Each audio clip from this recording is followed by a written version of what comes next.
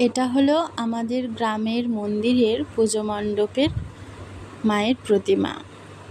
কি সুন্দর, তাই না? আরও একটা বছরের অপেক্ষা। কিভাবে যে এই 4টে দিন কেটে গেল বুঝতেই পারলাম না। আজকে মাকে বরণ করার সময় কোথাও না কোথাও একটু খারাপ লাগা ছিল। মাকে বরণ করতে ভালো লাগে সবার, জানি, আর হাসি মুখেও বিদায় জানাতে হয়, কিন্তু তবু ওই হয় না, আনন্দ মজার দিনগুলো উপভোগ করতে সবাই ভালোবাসে।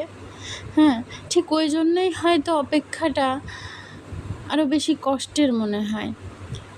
আরও 365টা দিন অপেক্ষা করতে হবে, আবারও একটা বছর অপেক্ষা করতে হবে। এই যে একটা বছর নয়, মনে হয় যেন যুগ যুগ অপেক্ষা করতে হবে। মা, তুমি সবার মঙ্গল করো। এই ধরাধামে এসে তুমি যেমন সবার মঙ্গল করে গেছো, এমনই তুমি থেকো মা। আর তুমিও আমাদের অগোচরে খুব খুব ভালো থেকো, খুব ভালো থেকো। সবাইকে নিয়ে ভালো থেকো, সবাইকে ভালো রেখো মা। সবার মনস্কামনা পূর্ণ করো।